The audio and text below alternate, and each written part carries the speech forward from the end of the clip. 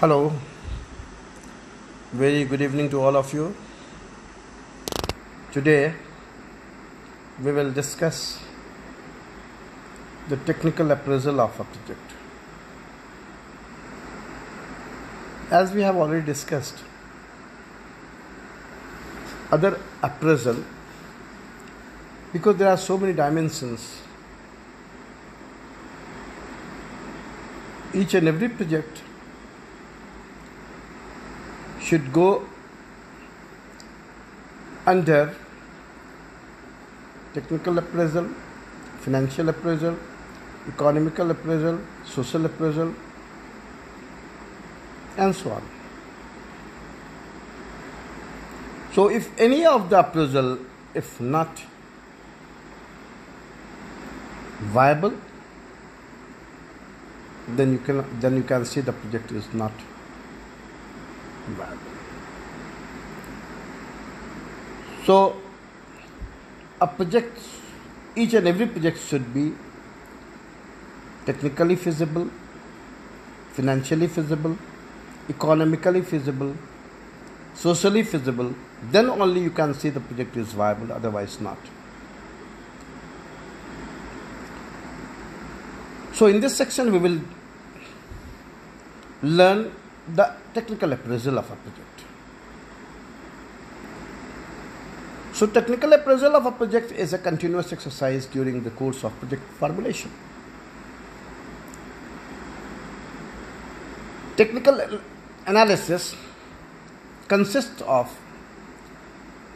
plant capacity determination. That is, you have to determine the plant capacity.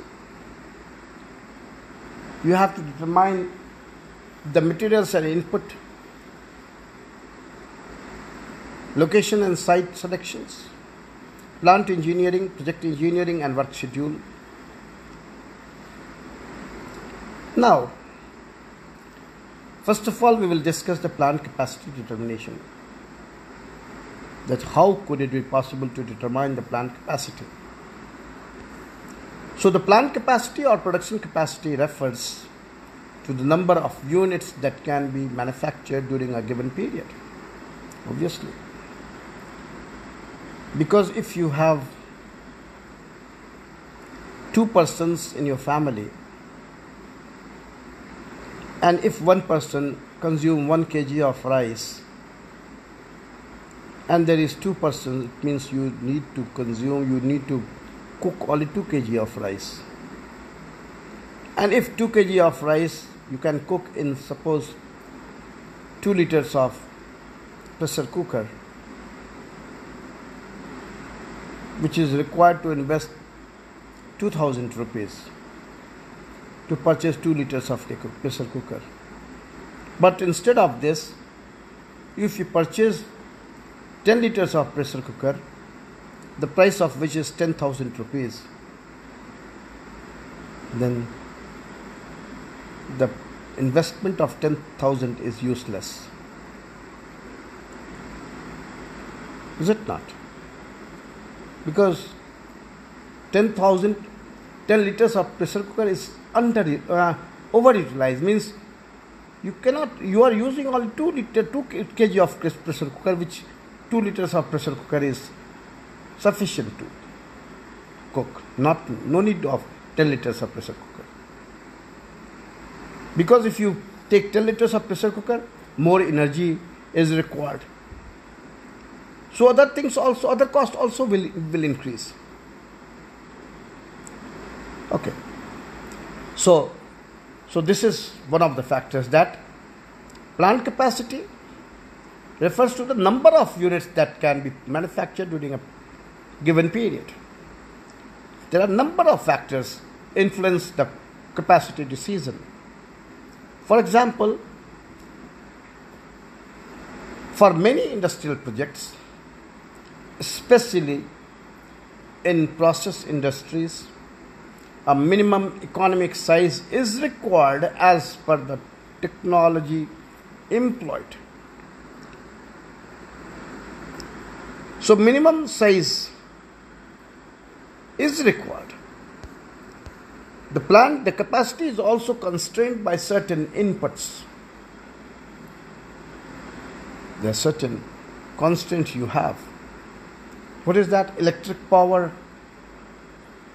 limited availability of critical raw materials, insufficient foreign exchange, availability for importing key components and materials. All these constraints must be taken into consideration while setting the plant capacity.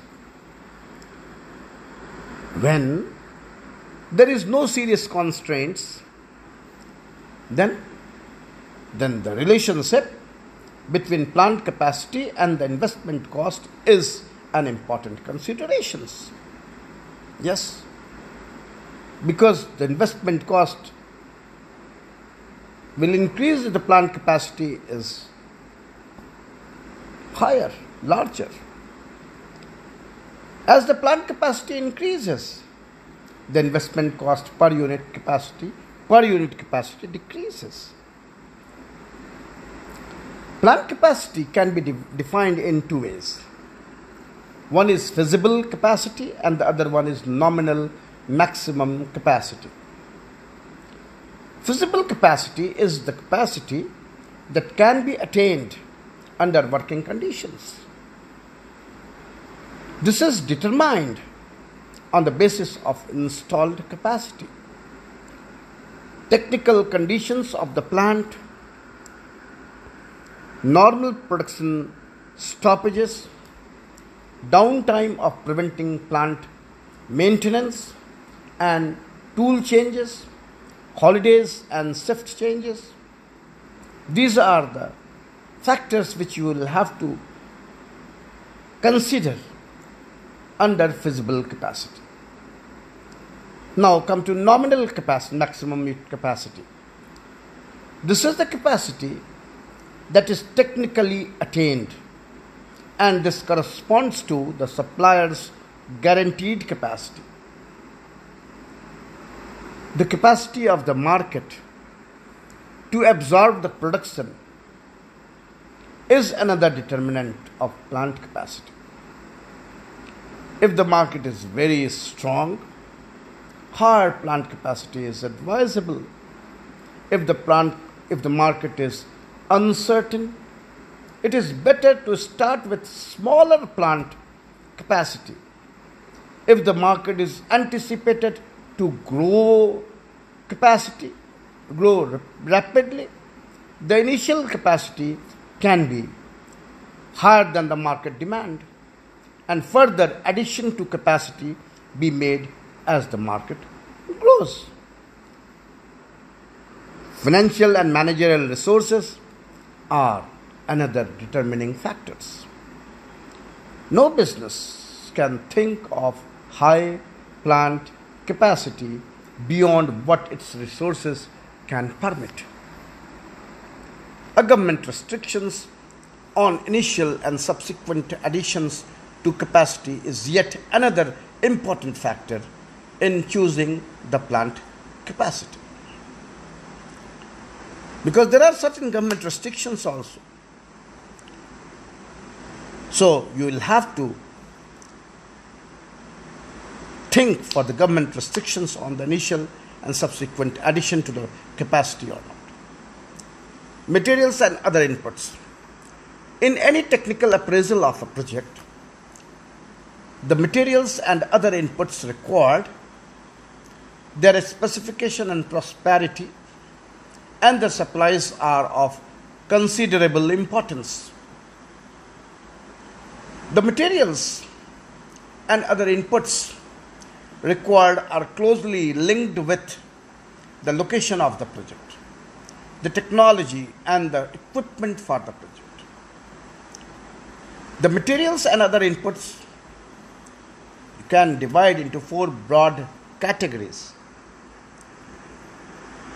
So, in what four broad categories you want to divide, classify the materials? That is raw materials, number one, process industrial materials and components, auxiliary materials and factory supplies, and utilities.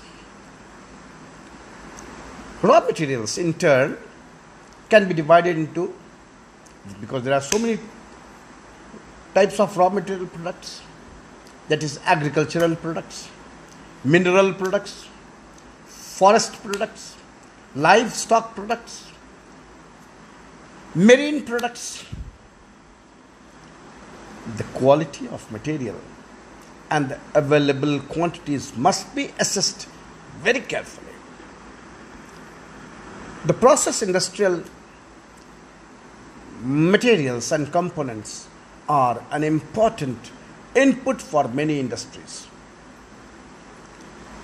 Their properties, their requirements for the projects, their availability from domestic and foreign sources, dependability on supplies, their price trends in the past and their likely futures prices have to be studied and examined.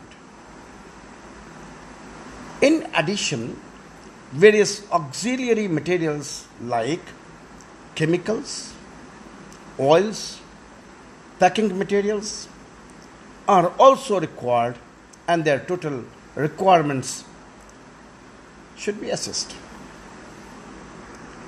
An initial assessment of utilities.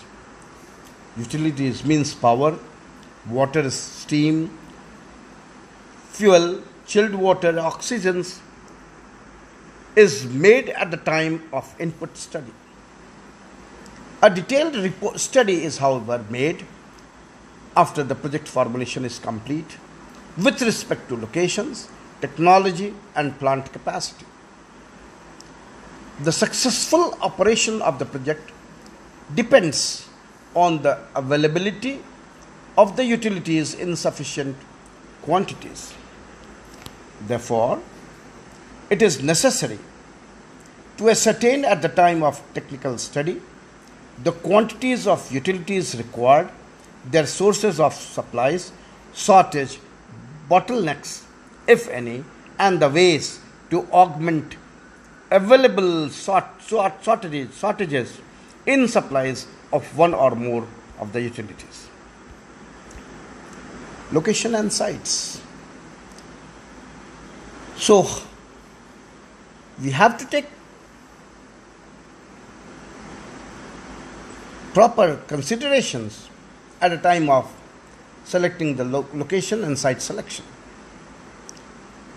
The term location refers to the broad areas. Where is the location? Whether the location is city, town, industrial belts. Where is the location? And what is site? Site means the specific piece of land where the project would be set up. In choosing the land location of the project, we have to consider following factors. What is that? Proximity of raw materials and markets. How far the raw materials and markets are from the locations. Availability of infrastructure. Government policies and other factors. The ideal and optimal location is one where the total cost, that is raw material, transportation cost, plus production cost, plus distribution cost of finished products should be minimum.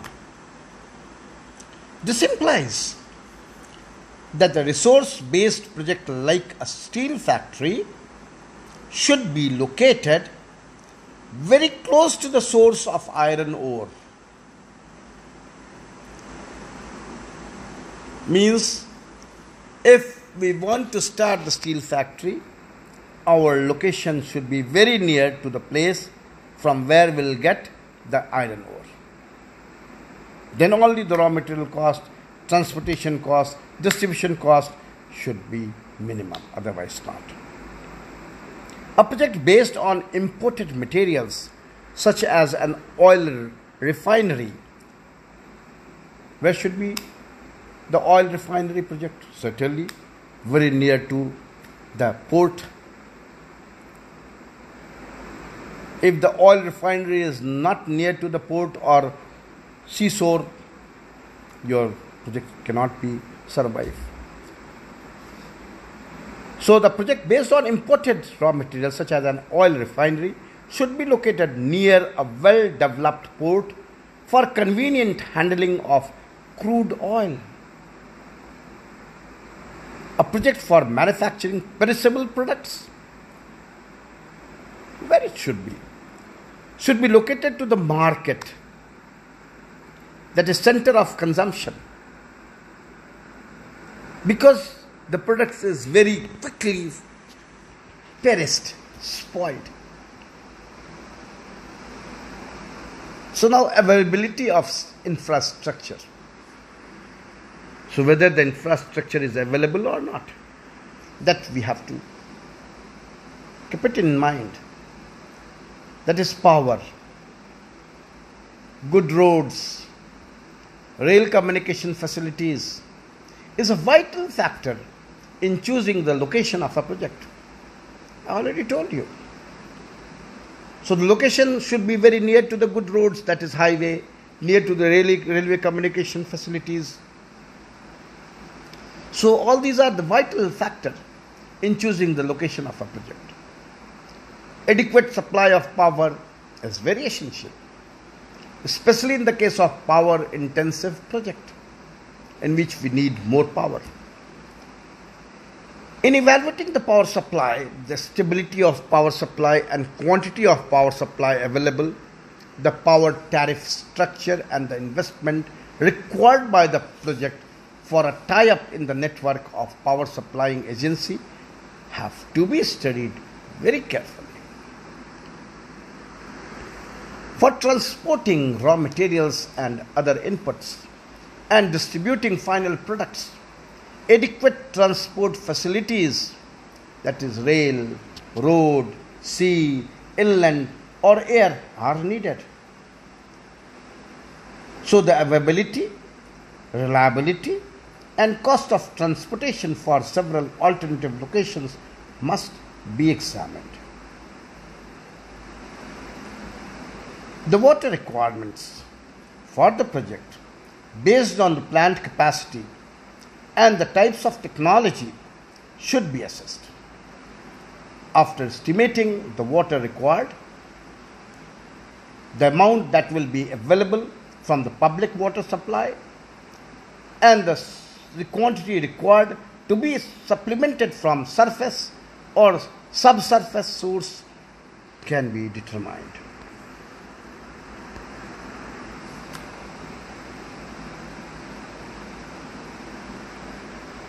And we cannot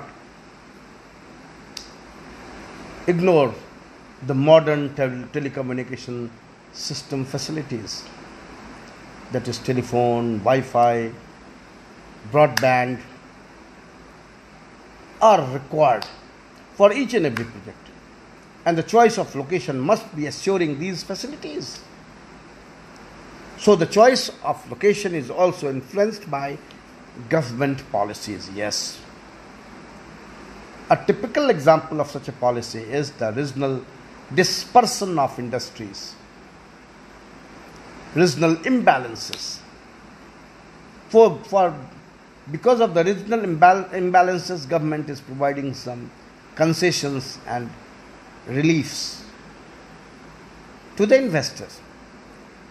So in case of public sector projects, the location is decided directly by the government, whereas in case of private sector projects, the government restrictions or inducements indirectly influence the location choice. With a view to reduce the congestions in urban industrial cities, government may impose some restrictions. To encourage the growth and development of backward and rural areas, government may provide some incentives for locating industries in those areas. These incentives may be in the form of subsidies, tax reliefs, concessional finance, and other benefits. A project may cause environmental pollution in many ways. Emission of gases, solid and liquid discharges, noises, heat, vibrations, and so on and so forth. The costs of mitigating environmental pollution to tolerable levels at alternative locations should be studied. Another vital consideration is the choice of location is the availability of labor force. Labor force is also very important. The availability of skilled, semi-skilled, unskilled labor, the prevailing wage levels and the wage levels likely to prevail in the future, the industrial relations scene judged in terms of frequency of lockouts and strikes, and the prevailing attitude of laborers and management at alternative locations should be carefully studied. Now the weather and climate conditions. Yes, temperature, humidity, wind force, snowfall, floods, earthquakes have an important influence on the choice of locations. They have a bearing on the cost as they determine the extent of dehumidifications, refrigerations and air conditioning, spatial drainage, etc. required for the project.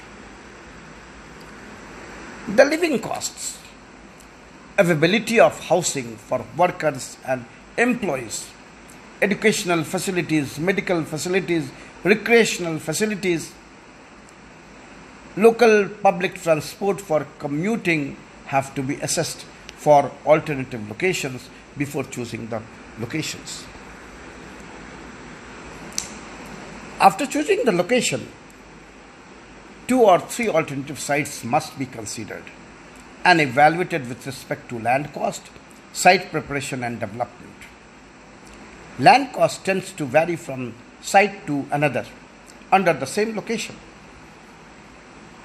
A site nearer to a city will be more expensive than a site away from the city. Sites in industrial states developed by government may be available at a concessional price. The site's preparation and development depends on the physical features of the site. An important element in site's development is the work involved in obtaining utility concessions and the cost involved in that work. The costs also differ from site to site in respect of power transmission, lined from main grid, railway sidings, from the nearest railroads, feeder roads connecting with the main roads, effluent disposals and transport of water. Now, project engineering. One of the major dimensions of a project is the choice of appropriate technology for production. There are often 2 or more alternative technologies available for producing a product. As for example, electricity can be generated from thermal power, from hydroelectric power, or from nuclear power. One can produce steel either by open hearth process or Bessemer converter process. There are several considerations in the choice of technology. These include technical capacity, main inputs, investment outlays and production cost, use by another units, production mix, latest development and ease of assimilation. Technology can be defined, can be acquired in 3 ways: through licensing, through outright purchase, and joint venture arrangements. Technology licensing is a popular method of acquiring technology under which the licensor gets the right to use patented technology and related know-how. Suppliers of technology often include certain things in the package which are not really essential. Therefore, is it is desirable to split this package into technology proper, engineering services, supply of intermediate products, supply of equipment by the licensor, use of trade names, etc. The licensee may choose those components of the package which he considered essential. Technology licensing agreement should be carefully scrutinized for defining of technology to be acquired, cost of licensing the technology, guarantees offered by the licensor, periods of license agreement, and purchase of intermediate products, components, and other inputs. Purchase of technology is appropriate when there is very little possibility of significant improvement in technology in the foreseeable future, and when there is no need of any technological support from the vendor of technology. In a joint venture agreement, the supplier of technology may participate both technically and financially in the project. Financial participation in the form of equity holding may strengthen the motivation of technology supplier to pass on improvements promptly. The selected technology must be appropriate to the methods of production suited to local economics, social and cultural conditions. A technology that uses local raw materials, local manpower, meet basic needs, protects ecological balance, and is harmonious with local, social, and cultural conditions is considered as the appropriate technology. Now, we will discuss the product mix. In producing most of the items, the variations in size and quality are intended to satisfy a broad range of customers. For example, the production of wristwatches for gents and ladies in different shapes and designs. Sometimes slight variations in quantity can enable a firm to expand its market and achieve higher profitability. Sometimes flexibility with respect to product mix may be provided when planning the production facilities. Such flexibility allows freedom to change the product mix in response to changing market conditions and increases the survival power and growth under different situations. The degree of flexibility must be carefully determined based on an analysis of investment requirements for different degree of flexibility. Machinery and equipment. Machinery and equipment required for the project depends on the plant capacity, production technology, and the types of the project. In case of the process industry, the machinery and equipment for various stages have to be properly balanced. In manufacturing industries, the choice of machinery and equipment is somewhat wider because various machines can perform the same functions with varying degree of accuracy. The following procedures is followed for determining the machinery and equipment requirement in a manufacturing industry, that is estimating the production level over time, describing the various machines and other operations, calculating the machine hours required for each type of operations, and selecting the machineries and equipment required for each functions. The equipment required for the project can be classified into plant equipment, machinery equipment, electrical equipment and instruments, control, internal transportation and other machinery and equipment. In addition to machinery and equipment, a list of spare parts and tools to be purchased with the original equipment and spare parts and tools for operational wears and tears should be prepared and acquired. In selecting the machinery and equipment, certain constraints have to be kept in view. These are limited availability of power for an equipment like electrical furnace, difficulty in transporting heavy equipment to a remote locations or hilly regions, inability of workers to operate certain sophisticated equipment such as numerically controlled equipment, governmental restrictions on importing certain machinery and equipment. So these are the constraints which will have to kept in view. Structure and civil works. Structure and civil works may be divided into site preparation and development, building and structures, and outdoor works, that is site preparation and development consists of grading and leveling of sites, demolition and removal of existing structures, relocations of existing pipelines, cables, roads, utilities, that is power, water, fuel, telecommunications, roads, etc. Buildings and structure can be classified into factory buildings, ancillary buildings for stores, powerhouse, boiler house, laboratories, administrative building, staff welfare building like canteen, medical and healthcare centers, and residential buildings.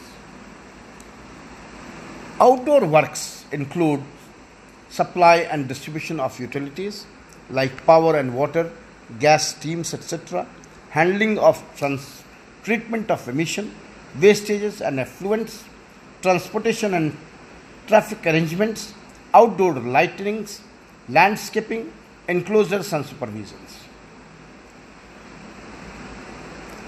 Now project charts and outlays. Project charts and outlays are prepared after the data is available on plant capacity, technology, equipments and civil works, inputs for the projects, and conditions at plant sites. The project charts and outlays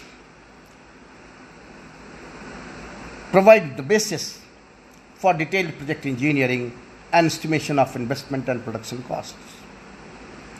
The important charts and layouts drawing are briefly: number 1, general functional layouts. These layouts present a general relationship between equipment, buildings and civil works. The main consideration in preparing this layout is to facilitate smooth and economical movement of raw materials, work in process and finished goods. Material flow diagram. These diagrams indicate the flow of materials, utilities, intermediate products, final products, byproducts and emissions. A quantity flow diagram showing the quantities of flow is also prepared along with the material flow diagrams. Production line diagrams. This shows how the production process along with the following information for main equipment descriptions, locations, dimensions, foundations and mounting devices, space requirements, needs for power and utilities, and distance from next sections. Transport layouts. These shows distances and means of transport outside the production line. Utility consumption layout. These shows the main consumption points of utilities and their quantities and qualities required. These layouts provides the basis for developing specifications for utility supply installations. Communication layouts. These shows how the various parts of the projects are connected with telephones, telex, fax, Wi-Fi's, broadbands, intercoms, etc. Organizational layout. This shows the organizational structure of the project along with the information on location, personnel required for various departments and their interrelationship. Plant layout. This shows the physical layout of the factory. Plant layout in case of process industry is dictated by the production process adopted. There is, however, greater flexibility in defining plant layout in the case of manufacturing industries.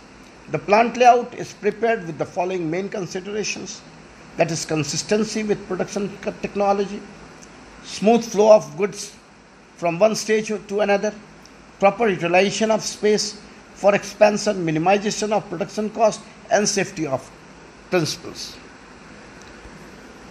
Now, what is work schedule? Work schedule refers to the plan of work concerning installation as well as initial operations.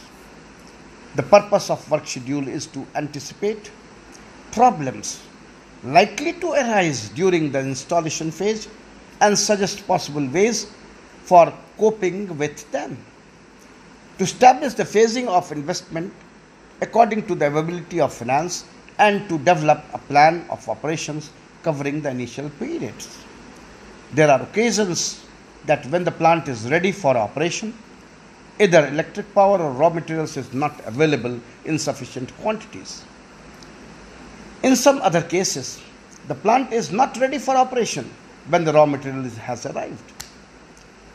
The plant remain idle in the first case, while in the latter case the raw material may deteriorate and the cause storage problem.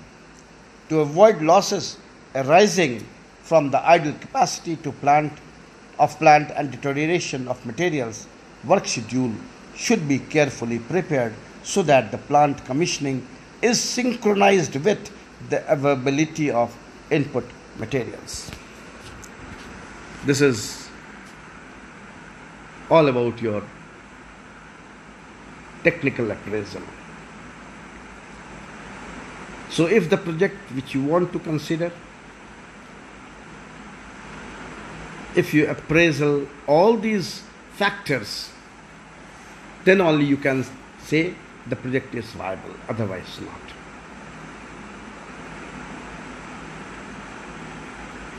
So raw materials, locations, finance, everything is very important and kept in view. So one should be careful that the project should pass through this technical appraisal, and after that, if the technical appraisal is viable, then you can think to invest your money in that project, otherwise not. So thank you very much to understand this technical appraisal. If any one of you fail to understand this lecture, then you can put your opinion in comment box so that I will rectify my lecture and I will satisfy you in the next lecture. Thank you very much. So nice to see you in this lecture. So hope to see you in the next lecture.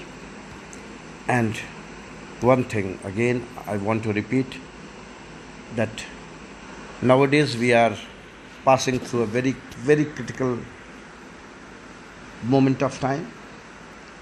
So it is our duty to keep ourselves safe, and that is the only options which we have.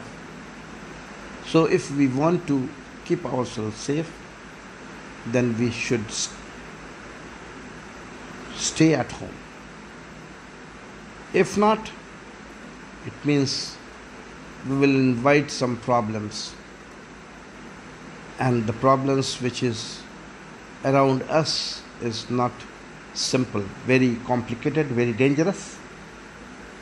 So we should ignore, we should prevent ourselves